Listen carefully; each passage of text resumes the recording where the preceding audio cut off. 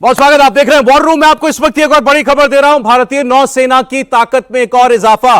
स्वदेशी guided missile का सफल टेस्ट। समंदर के अंदर टारगेट को तबाह करने का अभ्यास। आईएनएस सूरत से एक गाइडेड मिसाइल का सफल टेस्ट अभी किया गया। देखिए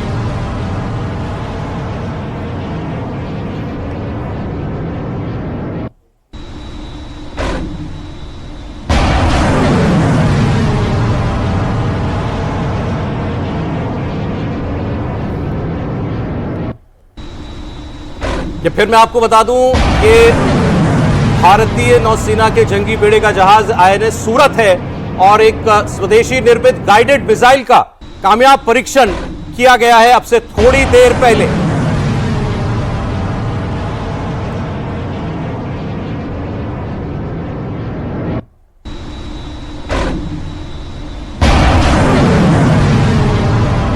और वॉर रूम में हमारे साथ मेहमान मौजूद हैं। समंदर के अंदर अपने टारगेट को नष्ट करने की क्षमता ये मिसाइल रखती है। सर, हो सकता है ये टेस्ट पहले से प्लान हो, मैं नहीं जानता, आप ज्यादा जानते हैं, लेकिन एक एक तस्वीर पाकिस्तान आज टेलीस्कोप लगा के देख रहा होगा। हाँ बिल्कुल, देखो ये सच्चाई है कि इसका अब बहुत ज़्यादा बड़ा मायना है। और ये है कि भारत की जो नेवी वो एक ऐसी नेवी बन के आई है कि one of the best navy in the world. और उसके अंदर सबसे अच्छी खुसूसियत है कि सबसे ज़्यादा इंडिजिनस अगर किसी ने बनाया आर्मी एयरफोर्स नेवी में तो वो नेवी है। उसकी आप 68% करीब इंडिजिनस है। और दूसरी बात यह है कि आप देखें कि भारत एक ऐसा देश होगा जिसने एयरक्राफ्ट कैरियर भी बना लिया अपना, आईएनएस विक्रांत बनाया। और उसके बाद नेवी की आप पावर देखें कि जिस प्रकार से भारत की अब ट्राइड भी है, हम न्यूक्लियर हथियार को आसमान से भी, जमीन से भी, समुद्र से भी और समुद्र के नीचे भी। तो ये सच्चाई है कि भारत के अंदर जो क्षमता और काबिलियत है वो बढ़ती जा रही है। और भारत की नेवी बहुत ही ज़्यादा आगे है। आर्मी, एयरफोर्स, नेवी में जो मॉडर्नाइजेशन हो रहा है भारत में वो काबिल तारीफ है। और ये जो इस बार अब जो आप ये कहें कि इसको देखा गया है, ये कोचिन के अंदर इसका एक प्रकार हमने करके दिखाया है, इसका इम्पैक्ट ट्रमेंडस होगा पाकिस्तान में। अब होगा क्यों? क्योंकि पाकिस्तान को लग रहा है कि भारत कुछ ना कुछ बड़ा करने की कोशिश करेगा और वो तैयारी कर रहा है। मैं दो बातें आपको बताऊंगा जो बात पाकिस्तान के बारे में है। वो कहते हैं हर देश के पास आर्मी है, पर अनफॉर्चुनेटली पाकिस्तान में आर्मी के पास देश है। वहां पर असली पावर जो है वो इस्लामाबाद से नहीं, वो रावलपिंडी जनरल हेडक्वार्टर से होती है। और इसीलिए पाकिस्तान के अंदर जो भी डिसीजन लिया जाता है वो पाकिस्तान के आर्मी चीफ लेते हैं, ना कि पाकिस्तान के प्राइम मिनिस्टर को बताया जाता है। और ये सच्चाई है।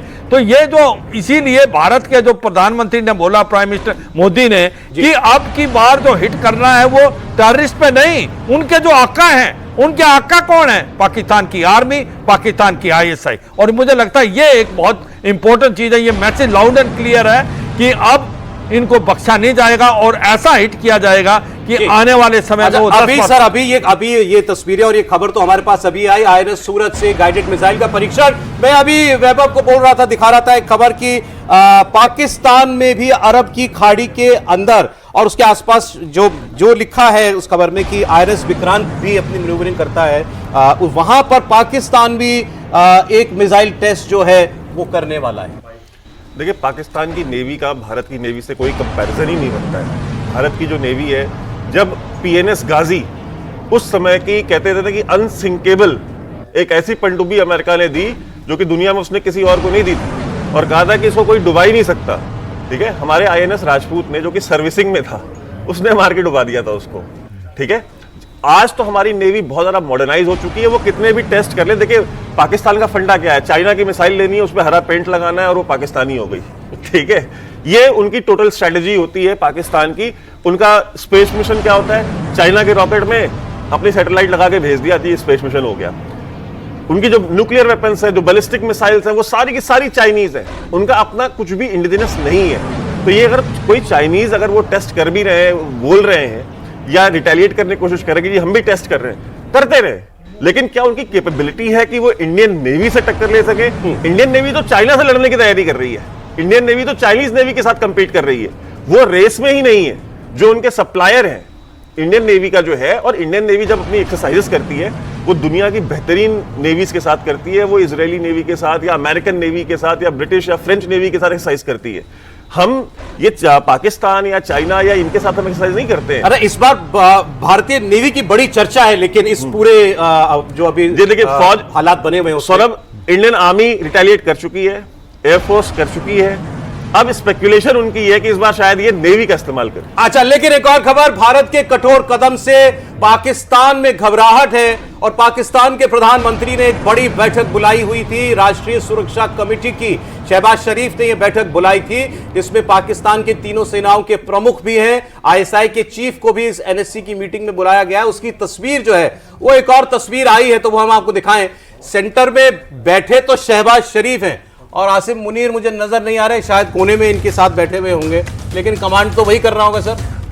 बिल्कुल, ये तो एक सिंबॉलिक फोटो आप देख रहे हैं। हम जानते हैं कि पाकिस्तान में जो शॉट्स है वो कौन प्ले करता है, और इसमें कोई शक नहीं है ये सिक्योरिटी काउंसिल की मीटिंग इसलिए बुलाई गई है क्योंकि पाकिस्तान हिल गया है। जिस टाइप की स्टेटमेंट्स प्राइम मिनिस्टर से आई हैं और रक्षा मंत्री से आई हैं, वो एक सीरियसनेस दिखाती है, एक रिजॉल्व दिखाती है कि भारत एक स्ट्राइक अपना करेगा। अब किस टाइप की स्ट्राइक करेगा ये सब यहाँ पे डिस्कस हो रहा है। और आपकी जानकारी के लिए पाकिस्तान आर्मी को मोबिलाइजेशन ऑर्डर्स भी मिल चुके हैं, उनके जवानों की छुट्टियां भी कैंसिल हो गई हैं। अच्छा। और उनको रिकॉल किया जा रहा है। इसका मतलब कि एक बौखलाहट है पाकिस्तान की फौज में, और इसीलिए सिक्योरिटी काउंसिल की मीटिंग हो रही है, बिकॉज ये सारे ऑप्शंस इसको डिस्कस होंगे कि भारत किस टाइप का स्ट्राइक कर सकता है और पाकिस्तान को किस टाइप की तैयारी अपनी करनी चाहिए उस स्ट्राइक के लिए। और ये सारी चीज़ें इस मीटिंग में डिस्कस होंगी, और पाकिस्तान का आर्मी चीफ एक अपना प्लान भी यहाँ पे प्रेजेंट करेगा कि वो किस टाइप का प्लान सामने रखना चाहता है इन केस भारत अटैक करेगा। तो इस टाइप की जो मीटिंग्स होती है इसमें अहम फैसले लिए जाते हैं। और ये वो सामने जो मैं कह रहा था शहबाज शरीफ के दाहिनी ओर जो पहला व्यक्ति बैठा है वो है जनरल आसिम मुनीर। बिल्कुल। इस पूरे हमले के पीछे जिस एक आदमी का हाथ और दिमाग है वो व्यक्ति है पाकिस्तान का army chief general Asim Munir, जिसने अभी एक हफ्ता पहले भाषण में कहा पाकिस्तान में कि भारत और पाकिस्तान अलग इसलिए हुए क्योंकि मुसलमान और हिंदू साथ नहीं रह सकता। जिसने ये कहा कि टू नेशन थ्योरी का मतलब ये था हम एक सुपीरियर कौम है इसलिए हम अलग हुए, और उसने उसी भाषण में कहा था कि हम कश्मीरियों को कभी नहीं छोड़ेंगे, उनके साथ खड़े रहेंगे। उसके 5 दिन के बाद ये हमला हो गया। आप कुछ बोल रहे थे? जी, सभी को याद दिलाना चाहता हूं कि जब पुलवामा में हमला हुआ था उस समय जो आईएसआई चीफ था वो आसिम मुनीर ही था।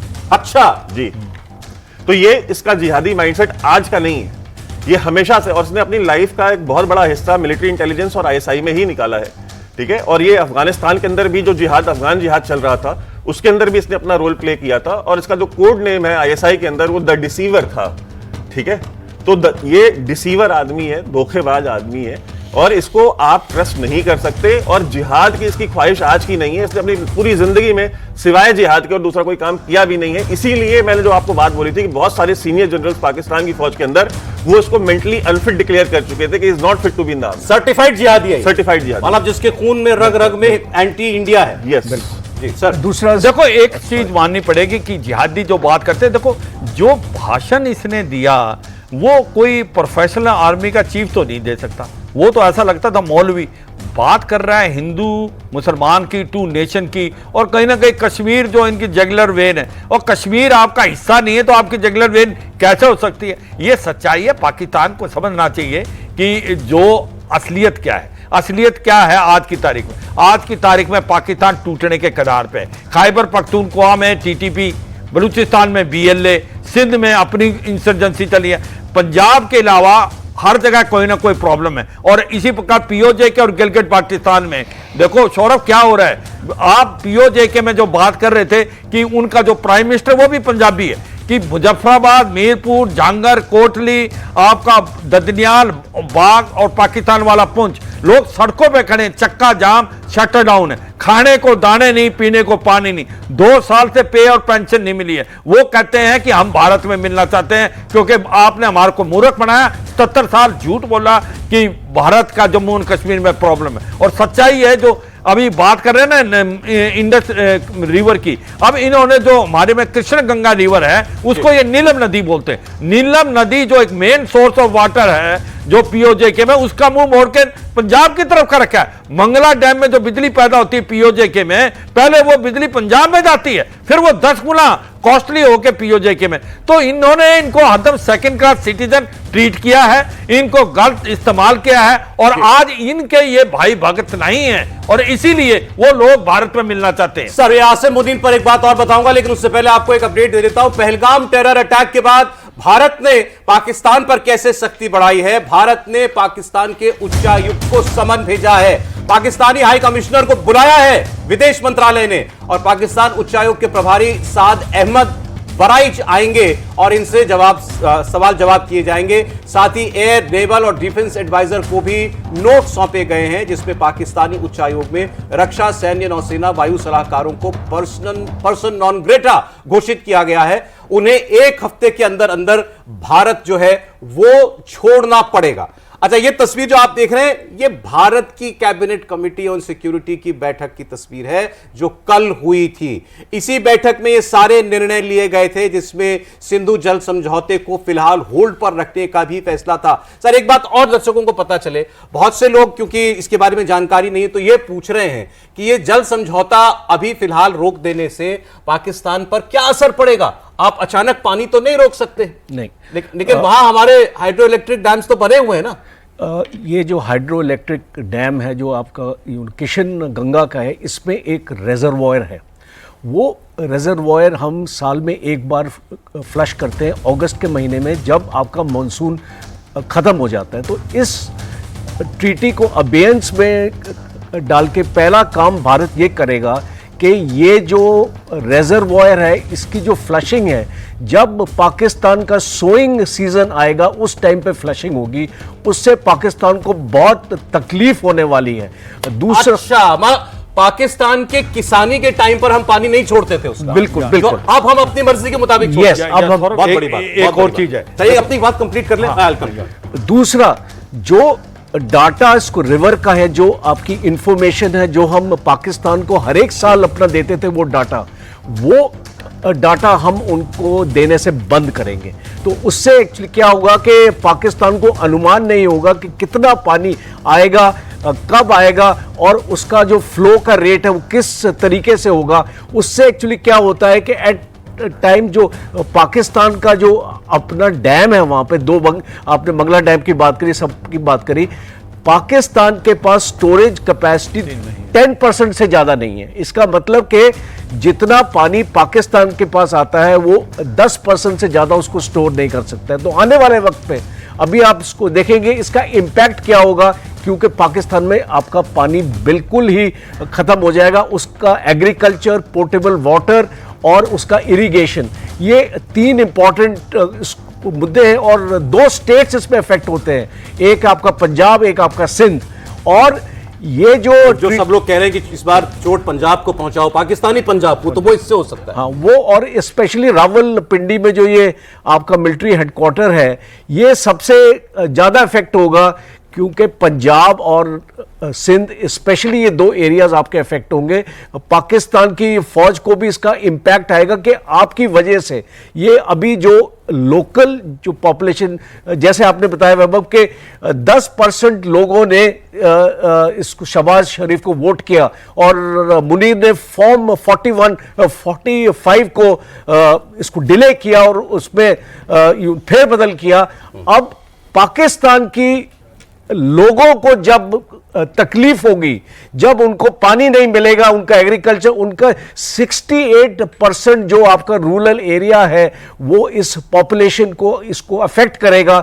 जब ये चोट पहुंचेगी उनके लोगों को, तो ऑलरेडी पाकिस्तान आर्मी की छवि अपने लोगों में अच्छी नहीं है। एक चीज मैं आपको पाकिस्तान आर्मी के बारे में बताना चाहता हूं, जितने भी आज कोर कमांडर्स हैं पाकिस्तान आर्मी में, उसकी काफी परसेंटेज है जो जनरल मुनीर को लाइक नहीं करते हैं। और कर्नल्स एंड बिलो ने एक चिट्ठी लिखी थी, आपको याद होगा, ये इसको मीडिया में भी इसका जिक्र था, जो